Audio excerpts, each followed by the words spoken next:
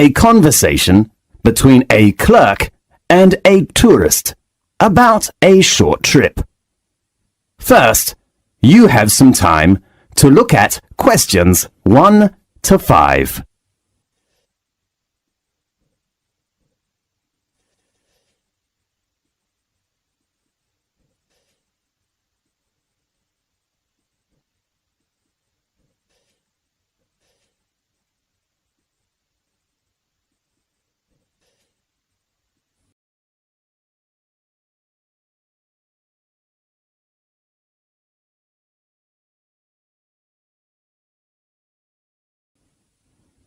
You will see there is an example that has been done for you.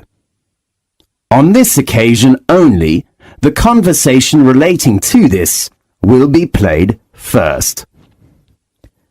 Good morning, wonderful travel agency. How can I help you? Good morning. I'd like to know about the information about your short trip. What's the name of the trip? Magic One Day. Right. Could you introduce me to the tour? Of course. The name of the trip is Magic One Day. So, Magic One Day has been written in the space. Now, we shall begin. You should answer the questions as you listen, because you will not hear the recording a second time. Listen carefully and answer questions 1 to 5. Good morning, wonderful travel agency. How can I help you? Good morning. I'd like to know about the information about your short trip. What's the name of the trip? Magic One Day. Right. Could you introduce me to the tour? Of course, and we will give you a 5% discount if you book the latest trip. Fine. When is the next one going? We have a trip every Saturday, which usually departs at 8 o'clock in the morning. And when will we come back? About 6 o'clock in the afternoon. Fine. How about the type of transportation? We like to keep our tours small, so we offer a coach or a minibus. That's great. So how many tourists are there in one group? Usually we take about 15 to 20 tourists, but you know, it is peak time now, so the number is up to 25 tourists. Well, that sounds good. So, how much is the tour price? As I said, I will give you a 5% discount, so the cost is £18 for each person. Great! Does it include lunch? No, but the guide fee has been included. Do I need to book a seat? Yes, at peak season, in order to ensure your position, seat reservation is needed. So the tourist has to reserve a seat at least 2 days before leaving. Now, look at questions 6 to 10.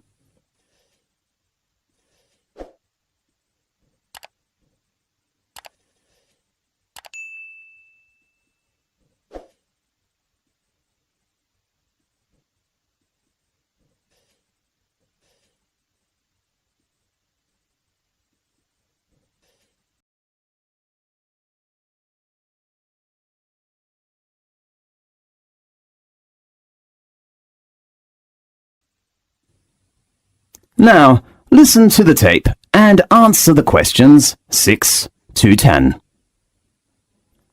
OK, and how about the deposit? You don't need to pay any fees in advance. Fine. How about payment? Cash or credit card? Because we collect money just before departing, the only payment we accept is cash. Fine. I see. That's okay. And let me confirm you with your customer reference number. Fine. That is FC864. Right, I'll write it down. How about other things do you want to know? Yes. I'd like to know what attractions we will visit during the tour. Well, let me check the time schedule. We will start at 8 o'clock and will arrive at Edinburgh about 10 o'clock. The first resort we will visit is Old Castles, the most famous Scottish castles. It is the home of the Scottish crown jewels, the oldest royal regalia in Britain. Well, may I take photos? Of course. I heard that the City Hall is a good place. Will we go there? The next tour does not include that place. OK. And then we will go on to St Giles's Cathedral, with 1,000 years of history. It is renowned for its stained glass, regal organ and beautiful thistle chapel. Great. Is it near to the zoo? Yes. After lunch you will visit Royal Palace. It is a good place to know about royal family's life, but it has a rule with no photo. Right. But you can pick some souvenirs in the local handicraft shops close to the palace. Great. And about 4 o'clock we will get to the Seabird Centre. Do you mean the aquarium? No, they are different places. OK. Does it have an animal performance? Sure, you can appreciate the play of dolphin and sea lion. It sounds good. About 6 o'clock we will return. If you need other information, please read our tour booklet. Fine. Thank you very much. You're welcome. Goodbye. Goodbye. This is the end of section 1. You now have half a minute to check your answers.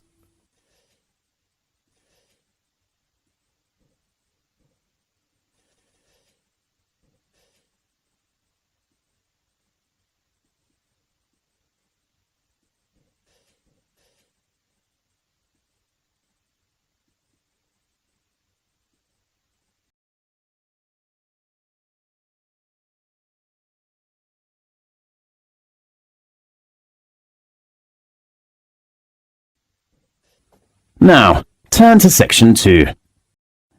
Section 2.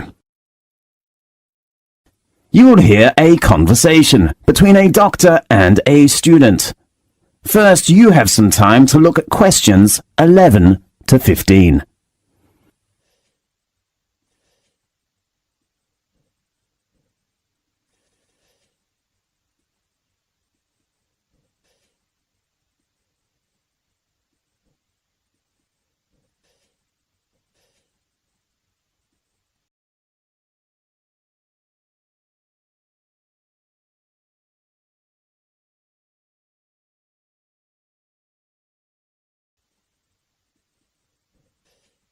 Now, listen carefully and answer questions 11 to 15. Good afternoon, Doctor. May I come in? Yes, come in. I'm a freshman in the university and I don't feel very good.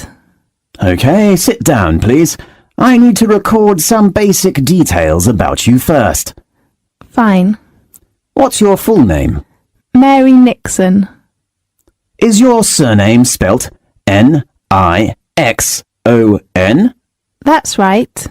Well, Mary, what's your major? I'm studying art. A good choice. Tell me your registered number. Registered number? Sorry, I'm not sure. Maybe... Did you bring your union card or library card? Yes, I brought it. OK, well, tell me the number on your card. It is MN0918. And your birthday? I was born on November 20th, 1987. Where are you from? I come from New York. Oh, we are from the same city. Really? Yes. Where do you live? Campus accommodation? Actually, I will move out from campus flat tomorrow. I rent a house in Northwest with 3 friends. Fine. Tell me your present address. It is 17th King Street. OK, and your contact number? 3678259. Right, now let's get some of your medical background. Okay. Have you ever had any serious illnesses or accidents? I got gastritis when I was in middle school. Did you have an operation? No, I just took medicine and had some injections. Anything else? No, nothing. Now, look at questions 16 to 20.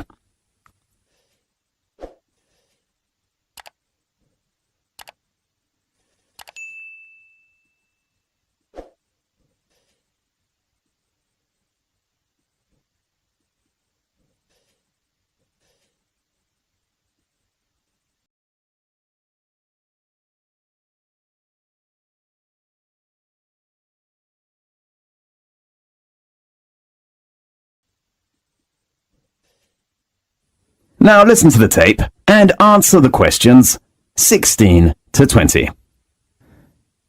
So, Mary, what's your trouble? Well, recently I've been having some trouble with my head and eyes and nose. Oh no. I think I've got a terrible flu. Maybe or maybe not. Describe your problem specifically. Okay, since last week I've been sneezing, and sometimes I can't stop, and even later I begin to feel dizzy. Do you get a fever? No. Did you attend any unusual activities during the last week? Let me think. No, nothing special. Yeah, I had camping last Monday. To where? Eastern Mountain. You know there are lots of beautiful flowers. We took many photos there. So your illness has lasted for 1 week? Yes, but sometimes I'm fine. I don't know why. Do you have any allergies? I remember I got allergic to mango when I was a child, but now I'm fine. How about flowers? I mean, pollen. You mean I'm allergic to pollen? Yes. What should I do? I suggest you take some medicine first and drink more water. Okay. And then, if your symptoms are getting worse, I suggest you go to a hospital to check. Okay, thank you very much. I hope you will recover soon. Thanks. Goodbye. Goodbye. This is the end of section 2. You now have half a minute to check your answers.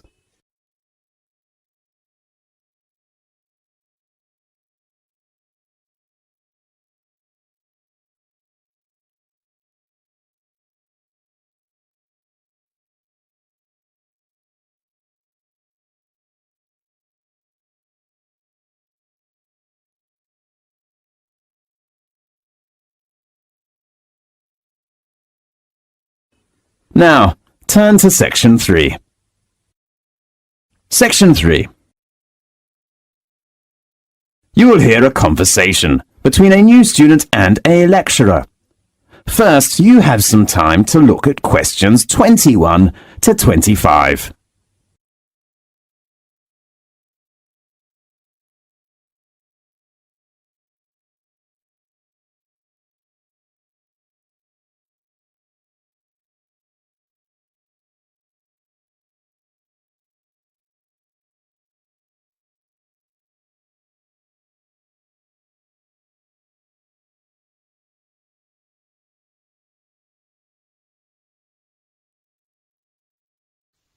Now listen carefully and answer questions 21 to 25.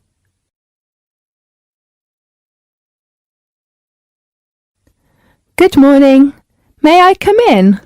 Yes, come in please.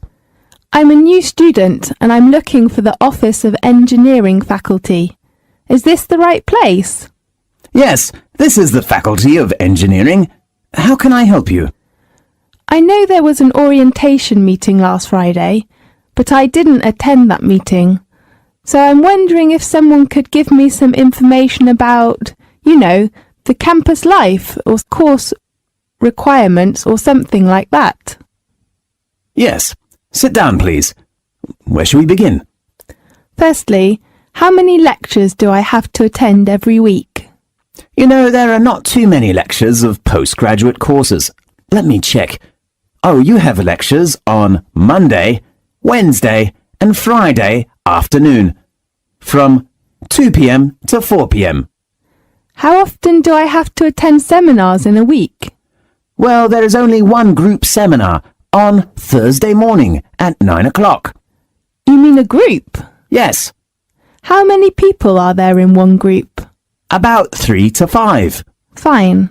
You will discuss about 20 minutes, and then the representative of your group will give a short presentation. A presentation? Right. Do all members in the group have a chance to give a presentation? Maybe. And then your subject advisor will give you a mark. A mark? Does that mean the representative's mark is all members' mark? That's right. How about attendance? The postgraduate attendance is only 70%, but a few students will be absent in our faculty. Fine. Should I choose the time? Because I have a part-time job. I am afraid not. You know, the postgraduate course is very intensive.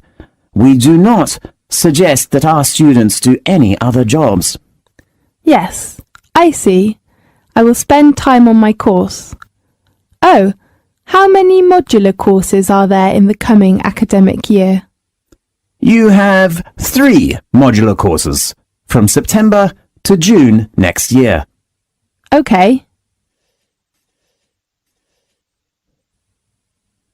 Now, look at questions 26 to 30.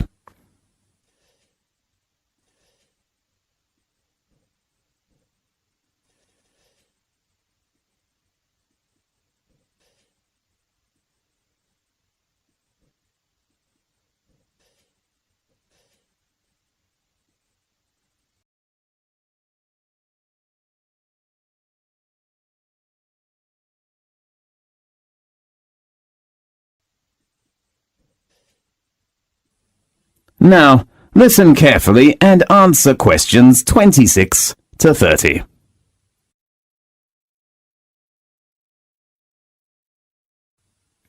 Anything else I can help you with? I'd like to know some information about the course assessment. Well, beside presentation, you will have an exam at the end of the term. An exam? What type of exam? It's an open book exam, Fine. but your main assessment is the assignment. You mean homework? Yes, you will have to write an assignment with 6,000 to 7,000 words every month. 6,000 to 7,000? Yes. Oh, how about the topic? Your tutor will give you some advice on the topic based on some course handouts or reference books, but you have to narrow the topic by yourself. So can I choose the topic of essay by myself? Yes, of course. Great. You must pay attention to your essay deadline. All assignment work must be handed in before the deadline your tutor gives you. When should I visit my tutor? You should check your tutor's name and contact number on our website. Fine. Do you have a library card? No, I have not applied for one. I think you should register for a library card first, because you need it when you borrow reference books from the library. Okay, I will apply for one tomorrow morning. Anything else? The last thing is, how can I get my username and password for our university's website? First, you should go to the computer center to register, and then they will give you a username and password. That's fine. Thanks for your introduction. You are welcome. See you later. See you. This is the end of section 3. You now have half a minute to check your answers.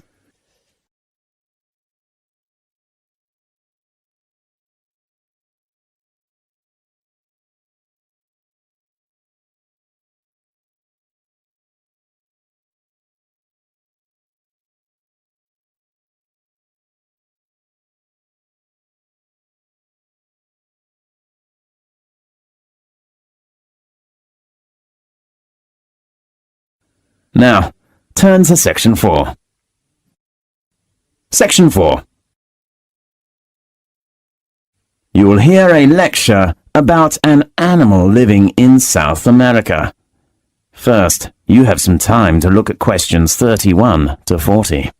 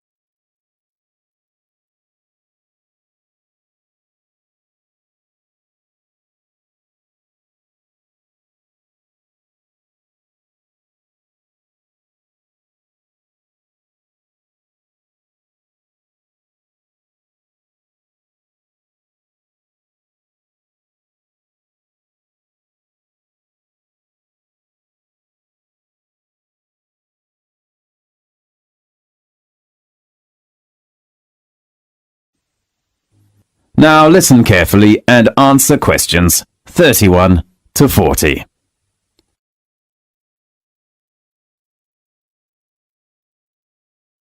Welcome to Magic Animal Time. Today I'd like to give you an introduction to a magic animal called sloth. Native to Central and South American rainforests, the sloth is the slowest animal on Earth. It needs 12 seconds to finish one step, even slower than a tortoise.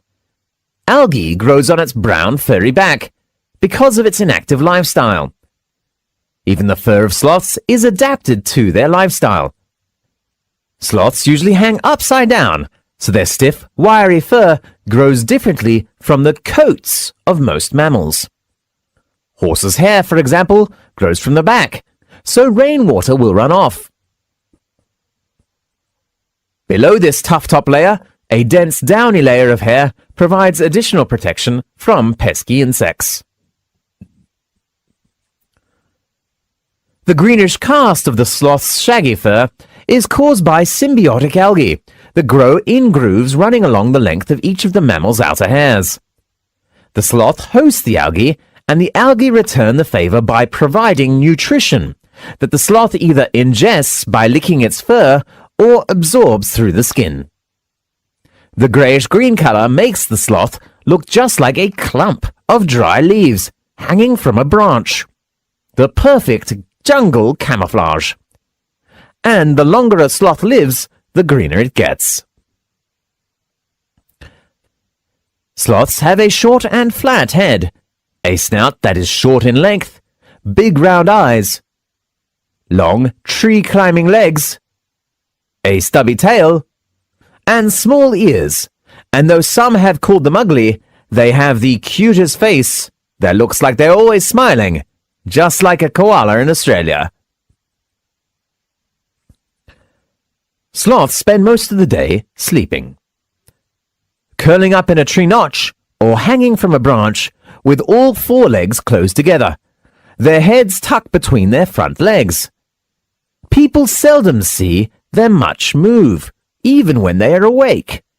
Only at feeding time, sloths move more slowly and carefully, hand over and through the treetops, searching for leaves, fruits, and twigs. They even mate and give birth while suspended from their long, curved claws. Sometimes a sloth will die, hanging upside down from a tree limb, and remain so after death until they decompose or are forcibly removed.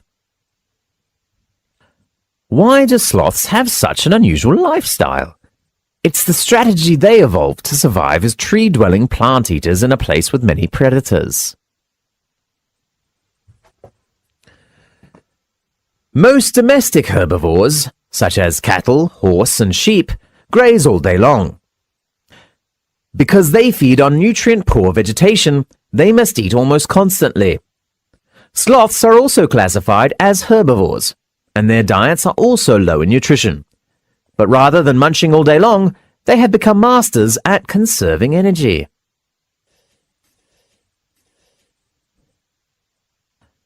As any athlete knows, Maintaining muscle requires large quantities of food energy, far more than a sloth's vegetarian diet can provide. Sloths are relatively inactive and usually spend most of their day hanging upside down, so they can get by with half as much muscle mass as similar-sized mammals. Hence, they don't need to eat too much. In addition, because of heavy muscle, sloths weigh far less than other mammals. This makes it possible for them to climb on thin branches high in the tropical forest canopy, where they can more easily find food and avoid heftier predators. Keeping a high body temperature also takes energy. Sloths fulfill this need by maintaining a lower average body temperature than other mammals. Dogs, cats, horses, sheep and cows all have average body temperatures between about 100 and 103 Fahrenheit, but a sloth's average body temperature is about 93 degrees Fahrenheit. Equally important, a sloth's body temperature fluctuates with the surrounding temperature. Like snakes and frogs, which are cold-blooded creatures, a sloth's body temperature is highest on warm, sunny days, and lowest at night and on rainy days. Sometimes, a sloth takes a sun bath in the morning, warmed up. Then, during the hottest times of day, it hides in the shade so it won't overheat. During a 24-hour period, a sloth's body temperature may vary as much as 10 degrees Fahrenheit. If the body temperature of a person, a cat, or a dog varies just 5 degrees Fahrenheit, it can be life-threatening. Because sloths have difficulty moving over land, they spend most of their time in the trees. They can get just about everything they need high above the forest floor, even water, which comes from eating juicy leaves and licking up drops of morning dew. Short bursts of feeding, followed by long periods of inactivity, make sloths less vulnerable to large raptors, such as harpy eagles, and other carnivores, such as ocelots. As long as sloths remain perfectly quiet and still, they're nearly impossible to detect. At feeding time, a sloth reaches out, grabs an overhead branch with its flexible feet, and tugs until the food is within reach of its long tongue.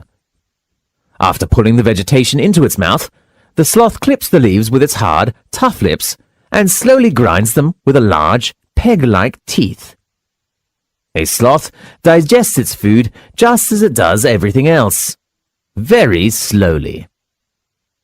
People usually digest their food in about a day, but sloths can take about a month to finish the process. As soon as a sloth swallows a mouthful of pulverized plants, the bacteria in its stomach and intestines begin breaking down the food. It takes many hours for the bacteria to digest the tough plant material that makes up a sloth's diet. Only then can the sloth absorb the nutrients it needs to live and grow. So, do you have a new understanding about the slow but not lazy animal? Next week, we will talk about... This is the end of section 4. You now have half a minute to check your answers.